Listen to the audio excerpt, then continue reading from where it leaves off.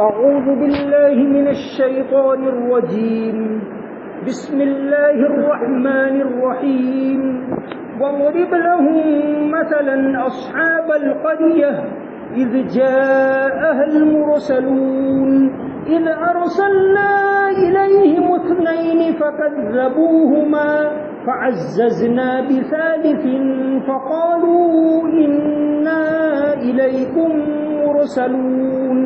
قالوا ما أنتم إلا بشر مثلنا وما أنزل الرحمن من شيء إن أنتم إلا تكذبون. قالوا ربنا يعلم إنا إليكم لمرسلون وما علينا إلا البلاغ المبين. قالوا إنا تطيرنا بكم لئن لم تنتهوا لنرجمنكم وليمسنكم منا عذاب أليم. قالوا طائركم معكم أئن ذكرتم بل أنتم قوم مسرفون. صدق اللہ العظیم.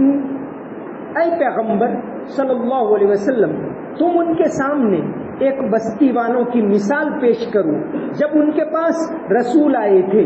جب ہم نے ان کے پاس شروع میں 2 رسول بھیجے تو انہوں نے دونوں کو جھٹلا دیا. پھر ہم نے ایک تیسرے کے ذریعے ان کی تائید کی اور ان سب نے کہا یقین جانو ہمیں تمہارے پاس رسول بنا کر بھیجا گیا ہے. انہوں نے کہا تمہاری حقیقت اس کے سوا کچھ بھی نہیں ہے کہ تم ہم جیسے ہی آدمی ہو اور خدا رحمان نے کوئی چیز نازل نہیں کی ہے. تم سراسر جھوٹ بول رہے ہو. ان رسولوں نے کہا ہمارا پروردگار خوب جانتا ہے کہ ہمیں واقعی تمہارے پاس رسول بنا کر بھیجا گیا ہے اور ہماری ذمہ داری اس سے زیادہ نہیں ہے کہ صاف صاف پیغام پہنچا دیں. بستی والوں نے کہا ہم نے تو تمہارے اندر نحوست محسوس کی ہے. یقین جانو اگر تم باز نہ آئے تو ہم تم پر پتھر برسائیں گے اور ہمارے ہاتھوں تمہیں بڑی دردناک سزا ملے گی. رسولوں نے کہا تمہاری نحوست خود تمہارے ساتھ لگی ہوئی ہے. کیا یہ باتیں اس لیے کر رہے ہو کہ تمہیں نصیحت کی بات پہنچائی گئی؟ اصل بات یہ ہے کہ تم خود حد سے گزرے ہوئے لوگ ہو. سورہ یاسین کے اندر دوسرے رکوع میں ایک واقعہ پیش کیا گیا. واقعے کے ذریعے یہ بات بتائی گئی کہ انسان پچھلے حالات سے، پچھلی تاریخ سے عبرت حاصل کرے. اور قرآن کریم نے بار بار اس بات کی طرف اشارہ کیا ہے کہ پچھلی تاریخ کو جانو اور اس سے نصیحت حاصل کرو. یہاں ایک واقعہ ذکر کیا گیا ہے کہ پہلے 2 علماء کو بھیجا گیا. اب یہ چونکہ حضرت عیسیٰ علیہ السلام نے بھیجے، حضرت ابن عباس رضی اللہ عنہ کا قول ہے اور اس کے علاوہ حضرت کعب احبار اور وہب ابن منبہ کا قول ہے کہ یہ حضرت عیسیٰ علیہ السلام نے جو ان کے خاص خاص حواری ہوتے ان میں سے 2 کو بھیجا تھا اور ان کا نام بھی لکھا ہے، شمول، صادق اور مصدوق جو تیسرے بھیجے. ان کو انطاکیہ بستی کے اندر بھیجا. انطاکیہ بستی آج کل سیریا کے ایک دم شمال میں ترکی کی بارڈر کے اوپر ہے. جیسا کہ اپنی کتاب کے اندر شوقی ابو خلیل نے پورے نقشے کے ساتھ بتایا ہے. شوقی ابو خلیل ان کی کتاب ہے اطلس القرآن، یعنی قرآن کریم کا اطلس. قرآن کریم میں کہاں کون سے مقام کا، کون سے پیغمبر کا ذکر آیا ہے، کون سی قوم کا ذکر آیا ہے، ان تمام کی تاریخ اور ان کے نقشوں کے ساتھ شوقی ابو خلیل نے اپنی کتاب کے اندر لکھا ہے اطلس القرآن الکریم. تو یہ انطاکیہ نام کی بستی تھی جو تاریخی شہر رہا. حضرت یعنی عباسی حکومت کے دور تک مسلمانوں نے بھی اس کو ایک اہم شہر کے طور پر، اہم فوجی مقام کے طور پر اس شہر کو اپنایا تھا. تو حضرت عیسیٰ علیہ السلام نے اپنے 2 مبلغین کو بھیجا وہاں دعوت دینے کے لیے، لیکن لوگوں نے سرکشی کی وجہ سے جھٹلایا۔ دعوت ایک تو ہوتا ہے خود جائے، اور ایک جہاں خود نہیں پہنچ سکتے تو اپنے آدمیوں کو بھیجے۔ یہی بات مولانا اشرف علی تھانوی رحمۃ اللہ علیہ نے اس مقام کے اوپر لکھی کہ ذمہ داروں کی، علماء کی، صوفیاء کی ذمہ داری بنتی ہے کہ وہ اپنے آدمیوں کو بھیج کر دین کی بات کو پھیلائے، پہنچائے، جیسا کہ نبی کریم صلی اللہ علیہ وسلم نے کیا۔ نبی کریم صلی اللہ علیہ وسلم نے صلح حدیبیہ کے بعد اب امن ہو گئے، جب صلح ہو گئی مکہ والوں کے ساتھ، اب امن ہو گئے، اب دعوت کے کام کے لیے راستہ کھل گیا۔ امن یہ دعوت کے کام کے لیے ایک بہت بڑا سبب ہے۔ تو جیسے ہی امن ہو گیا، آپ صلی اللہ علیہ وسلم نے خطوط لکھے۔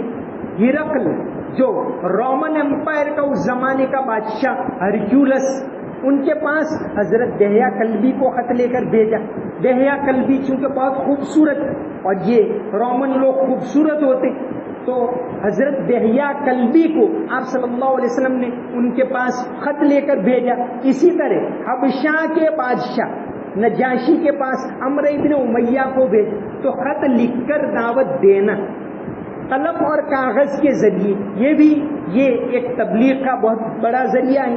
اسی طرح مصر کا جو بادشاہ تھا مقوقس، اس کے پاس آپ صلی اللہ علیہ وسلم نے حاتم ابن ابو بلتا کو بھیجا، وہ بدری صحابی تھے، ان کو بھیجا خط لے کر۔ تو الگ الگ صحابہ کرام کو خطوط لے کر بھیجا۔ ڈاکٹر حمید اللہ نے آپ صلی اللہ علیہ وسلم کے خطوط، ان میں سے کون سے خط آج کہاں کون سے میوزیم میں اوریجنل شکل میں موجود ہے، اس کے اوپر اچھی تحقیق بھی لکھی۔ تو آپ صلی اللہ علیہ وسلم نے اس طرح خطوط بھیجے بادشاہوں کے پاس۔ یہ آپ صلی اللہ علیہ وسلم کی ایک اہم سنت۔ اور ایک بات یہ بھی آتی ہے کہ آپ صلی اللہ علیہ وسلم کی سنت زندہ کیا جائے، تو موجودہ زمانے میں تاریخ میں ایک بات ملتی ہے۔ مولانا سید شاہ محی الدین نقوی قطب بیلور جن کو کہا جاتا ہے، بیلور شہر ہے جنوب میں ساؤتھ انڈیا کے اندر، وہاں کے قطب یعنی بہت بڑے اللہ والے، انہوں نے، وہ تو اردو عربی کے جانکار تھے، لیکن بڑی عمر میں انگریزی سیکھی، اور بائبل کے اندر کیا کیا غلطی ہے۔ اصل بائبل ہے وہ تو اللہ تعالیٰ کی اتاری ہوئی، وہ تو اللہ کی کتاب ہے، لیکن موجودہ زمانے میں کیا کیا اس کے اندر بد تبدیلی کی گئی، اس کے اوپر بائبل میں 300 تناقضات، ایسی ایک کتاب انہوں نے لکھی۔ پھر اس کے بعد کیونکہ جنوبی ساؤتھ انڈیا والوں کی حالت نارتھ انڈیا والوں سے الگ رہی، جب حضرت ٹیپو سلطان شہید ہو گئے، اس کے بعد ساؤتھ والوں نے طریقہ بدلا کہ اب جو ہے قلم کے ذریعے اپنی بات کو چلاؤ، انہوں نے یہ طریقہ اپنایا۔ تو شاہ قطب بیلور انہوں نے، جیسا کہ نزہۃ الخواطر میں مولانا علی میاں کی ایک بہت اہم کتاب ہے نزہۃ الخواطر، یعنی 160 سال پہلے تو 160 سال پہلے تو ان کا انتقال ہوا مولانا کا۔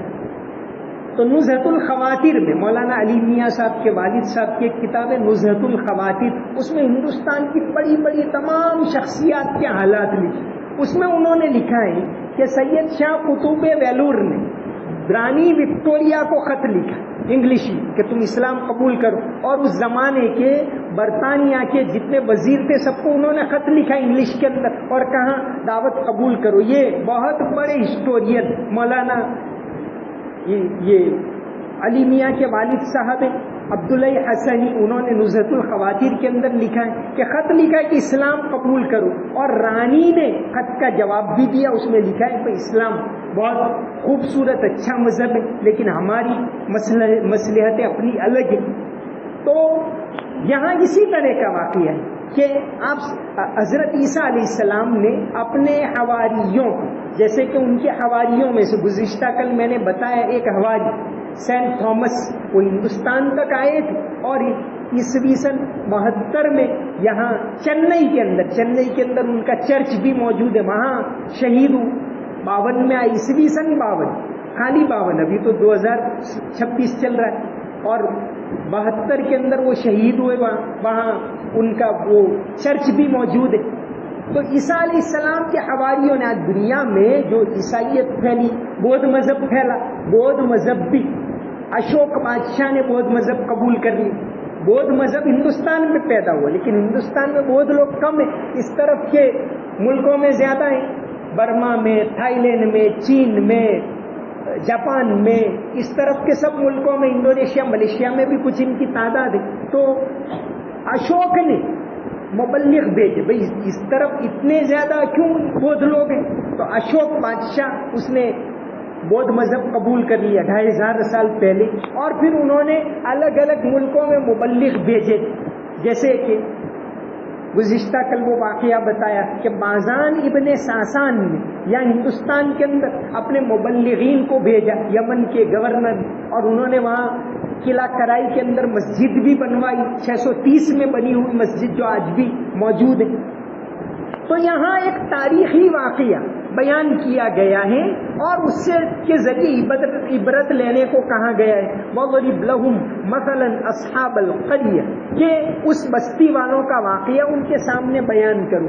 وہ بستی انطاکیہ کی بستی تھی، اینٹیوک جس کو کہا جاتا ہے۔ اِذْ جَاءَهُ الْمُرْسَلُونَ اِذْ أَرْسَلْنَا إِلَيْهِمُ اثْنَيْنِ، دو کو بھیجا۔ اکثر مفسرین، کیونکہ قرآن کا کام کیا ہے؟ نصیحت کرنا اور سبق حاصل کرو اس سے۔ قرآن کا کام تاریخ کو، قرآن تاریخ کی کتاب نہیں ہے، اس میں ہسٹری بیان نہیں کی، اس کی طرف اشارہ ہے۔ تو اب اس سے کون مراد ہے؟ تو وہی حضرت عیسیٰ علیہ السلام کے حواری مراد ہے، یہ اکثر مفسرین لکھتے ہیں، لیکن بعض اس طرف بھی گئے کہ دو سے مراد دو پیغمبر، حضرت موسیٰ علیہ السلام اور حضرت ہارون علیہ السلام، اور تیسرے جو آگے آ رہا ہے رجل مومن، جن کا سورہ مومن پوری ان کا واقعہ بیان کیا گیا کہ حضرت موسیٰ علیہ السلام پر ایک آدمی ایمان لایا اور پھر انہوں نے بھی مصر کے اندر دعوت کا کام کیا۔ لیکن زیادہ تر مؤرخین نے حضرت ابن عباس کے قول کو لیا ہے رضی اللہ عنہ کہ یہاں مراد وہ جو عیسیٰ علیہ السلام نے اپنے مبلغ بھیجے، اذ جاء المرسلون اذ ارسلنا الیہم اثنین، دو کو بھیجا، فکذبوہما، دونوں کو جھٹلایا، فعززنا بثالث، پھر تیسرے کو ان کی تائید کے لیے بھیجا۔ یہاں لکھا ہے کہ بھئی دین کا کام تائید کے ذریعے ہوتا ہے، کہ تیسرے کو ان کی تائید کے لیے بھیجا۔ بائبل میں 8ویں اور 11ویں باب میں یہ واقعہ موجود ہے، بائبل کے اندر 8ویں اور 11ویں چیپٹر کے اندر یہ واقعہ موجود ہے، جیسا کہ تفسیر عثمانی کے اندر مولانا شبیر عثمانی صاحب رحمۃ اللہ علیہ اس کے اوپر کچھ روشنی ڈالی۔ آپ صلی اللہ علیہ وسلم نے بیعت کی، جب یہ بھیجا ان کو، پہلے تو صلح حدیبیہ کے وقت میں بیعت کی، تو مردوں سے بھی بیعت کی اور عورتوں کے لیے، عورتوں سے بیعت کے لیے حضرت عمر رضی اللہ عنہ کو بھیجا۔ یہاں جو لفظ آتا ہے اذ جاء المرسلون، اب مرسل کا لفظ تو پیغمبر کے لیے آتا ہے، اور یہاں تو یہ پیغمبر علیہ السلام کے صحابی، پھر ان کو مرسل کیوں کہا؟ تو پھر اس کا جواب دیا ہے علماء کہ مرسل اور رسول کا لفظ جیسے عربی کے اندر رسول کے لیے آتا ہے، جس کو ہم رسول کہتے ہیں، اسی طرح قاصد کے لیے، ایلچی کے لیے آتا ہے، ایمبیسیڈر کے لیے بھی عربی میں رسول۔ رسول کا لفظ مطلب ہوتا ہے بھیجا ہوا، رسول کا شابدک مطلب ہوتا ہے بھیجا ہوا، اللہ نے بھیجا، تو شابدک ارتھ کے طور پر بھی استعمال ہوتا ہے۔ تو یہاں رسول سے مراد یہ دونوں اصطلاحی طور پر رسول نہیں تھے، لیکن بھیجے ہوئے حضرت عیسیٰ علیہ السلام نے بھیجا۔ تو حضرت عمر رضی اللہ عنہ کو آپ صلی اللہ علیہ وسلم نے عورتوں سے بیعت کے لیے بھیجا، تو وہاں یہی لفظ ہے رسول و رسول اللہ صلی اللہ علیہ وسلم، کہ رسول اللہ کے رسول، رسول سے مراد بھیجا ہوا، ان کا ایمبیسیڈر، ان کا قاصد، ان کا ایلچی۔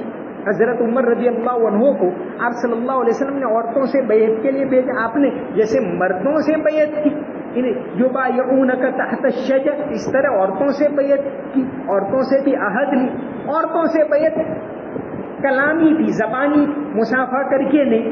آپ صلی اللہ علیہ وسلم نے عورتوں سے مصافحہ نہیں کیا لیکن ان سے بیعت لی، ان سے معاہدہ لیا. تو بیعت یہ صوفیہ کے یہاں ایک اہم طریقہ ہوتا ہے اصلاح کا. عورتوں سے بیعت کی بات آئی تو یہ بھوپال کی رانی شاہجہاں بیگم، انہوں نے اگرچہ رانی تھی لیکن بہت زیادہ دیندار تھی، اللہ کا خوف رکھنے والی تھی. جب یہ بھوپال کے اندر رانیوں کا راجا ہے تو باقاعدہ بحث چلی کہ کیا عورتیں حکمراں بن سکتی. تو مولانا اشرف علی تھانوی رحمۃ اللہ علیہ جیسے آدمی نے بھی امداد الفتاویٰ کے اندر فتویٰ دی کہ اسلام میں جو مراد ہے کہ عورت حکمراں نہیں بن سکتی، وہ جو مین خلیفہ وہ نہیں بن سکتی، ضمنی جو بادشاہ نواب وغیرہ اس میں کوئی حرج نہیں ہے. حضرت نے فتویٰ دیا، امداد الفتاویٰ کے اندر موجود ہے. تو یہ رانی سلطان جہاں، لاسٹ رانی سلطان جہاں 1930 کے اندر انتقال ہوا. انہوں نے باقاعدہ تذکرۃ الرشید میں موجود ہے کہ مولانا رشید احمد گنگوئی دیوبند کے بہت بڑے عالم، ان کو خط لکھا کہ میں آپ سے بیعت ہونا چاہتی ہوں. خط لکھا لیکن چونکہ بعد میں وہ پہنچ نہیں پائی، اس کے بعد حضرت کا انتقال ہو گیا. یہ بہت بڑی اللہ والی، ان کا انتقال ہوا تو اس کے اوپر سید سلیمان ندوی نے ایک مضمون لکھا ہے، یاد رفتگاں، ان کی کتاب ہے سید سلیمان ندوی. اس کے اندر لکھا ہے کہ جب سلطان جہاں کا انتقال ہوا اس پر یہ مضمون لکھا. اس کے اندر انہوں نے لکھا ہے کہ جو سیرت کی سب سے بڑی کتاب ہے سیرت النبی، یہ چھپوانے کا پورا خرچ رانی نے دیا تھا. اور سید صاحب لکھتے ہیں کہ جب پہلا والیوم چھپا تو میں لے کر گیا رانی کے پاس، تو سلطان جہاں بیگم نے کہا کہ حضرت مجھے خواب میں اللہ کے رسول صلی اللہ علیہ وسلم کی زیارت کرنی ہے، تو اس کا کیا طریقہ ہو سکتا ہے؟ عورتیں بھی ایسی دیندار ہوتی ہیں، اللہ والی ہوتی ہیں، ان کے اندر بھی اللہ کا خوف ہوتا ہے، ان کے اندر بھی یہ طلب ہوتی.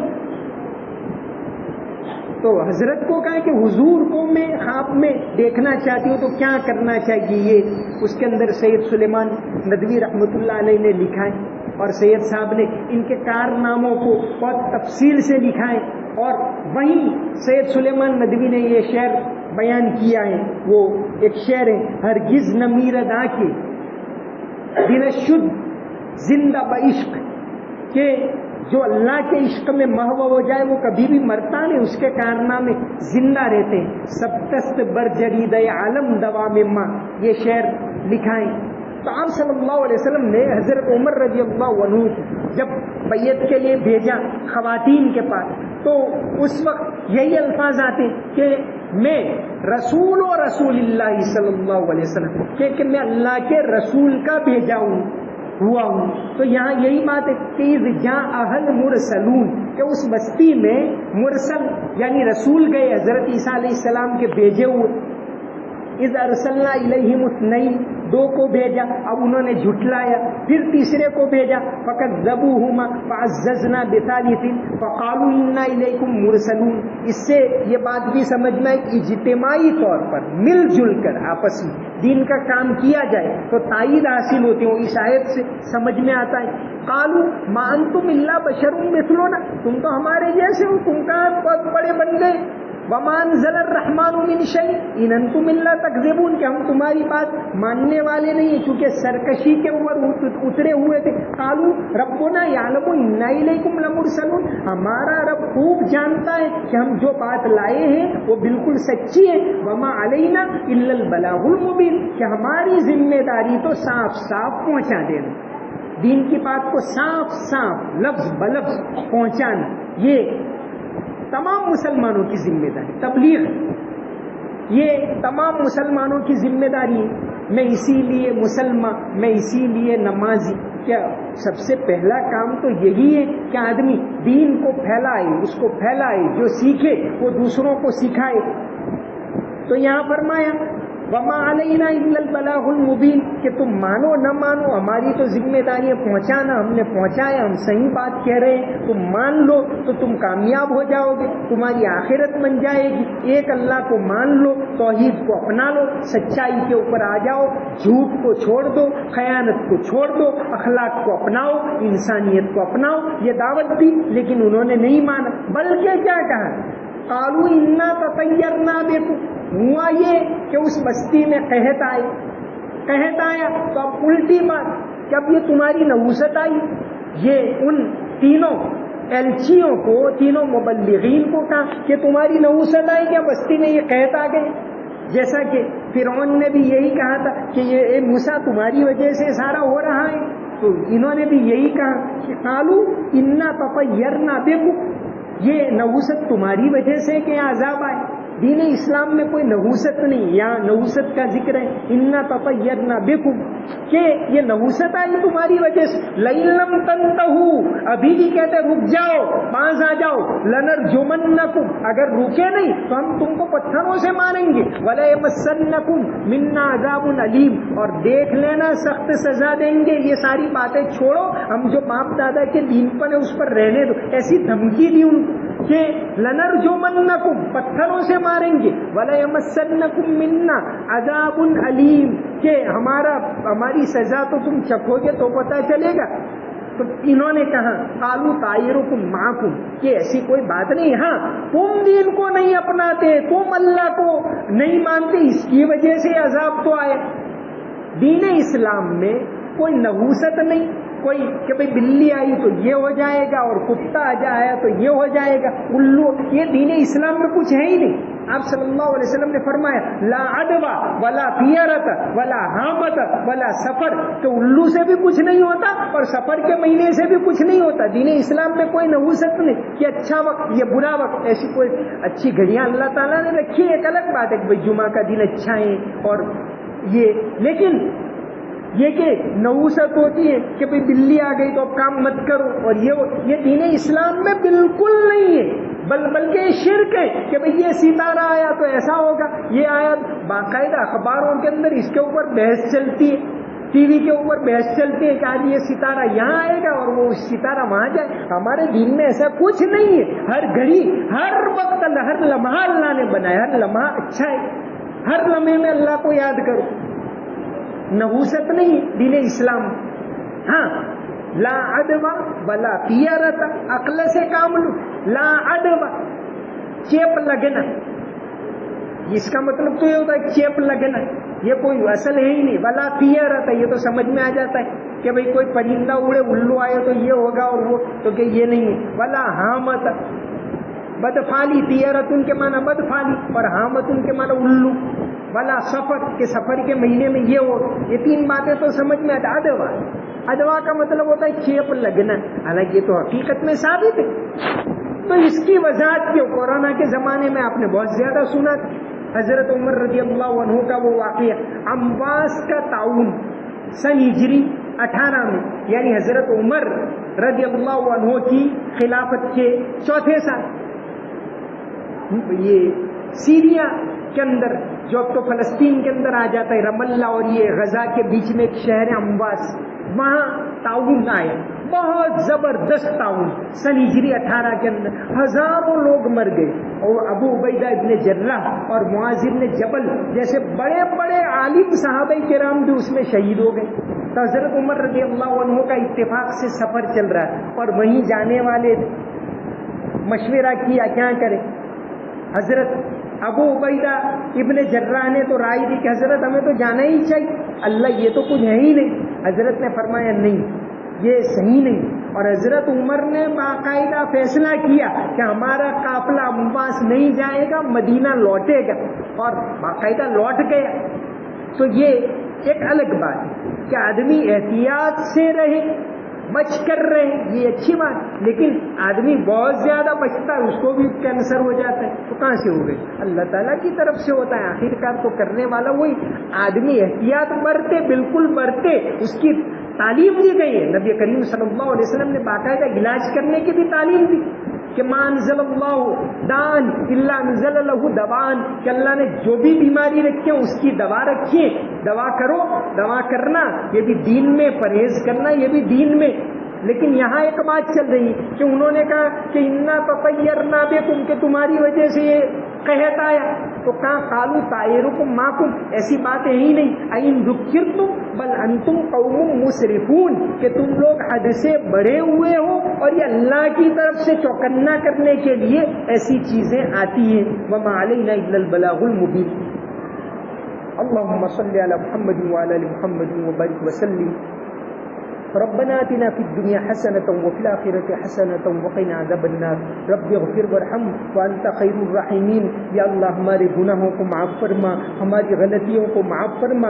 یا اللہ رمضان کا بابرکت مہینہ تو نے دیا، یا اللہ اس کی جیسی قدر کرنی چاہیے، یا اللہ ہم نے نہیں کی، یا اللہ ہمیں معاف فرما، ہمارے قصوروں کو معاف فرما۔ یا اللہ تو نے تندرستی دی، یا اللہ تو نے ہمیں تندرستی دی، یا اللہ موقع دیا، عبادت کرنے کا موقع دیا، یا اللہ تیرا فضل ہے، یا اللہ تیرا کرم ہے، ہمارے گناہوں کو معاف فرما، ہماری ناقدری کو معاف فرما۔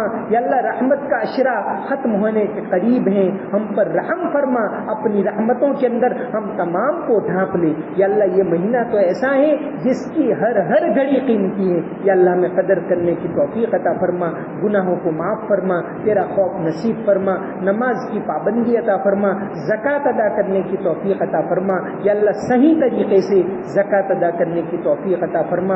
یا اللہ تیرا خوف ہمارے دلوں کے اندر ڈال دے، آخرت کی تیاری ہم تمام کو نصیب فرما، انبیاء کے اوپر سچا پکا یقین نصیب فرما، نبی کریم صلی اللہ علیہ وسلم کی محبت ہمارے دلوں کے اندر زندہ فرما۔ اللہم صلی علی محمد وعلی ال محمد وبارک وسلم۔ سمعنا واطعنا غفرانک ربنا والیک المصیر برحمتک یا ارحم الراحمین۔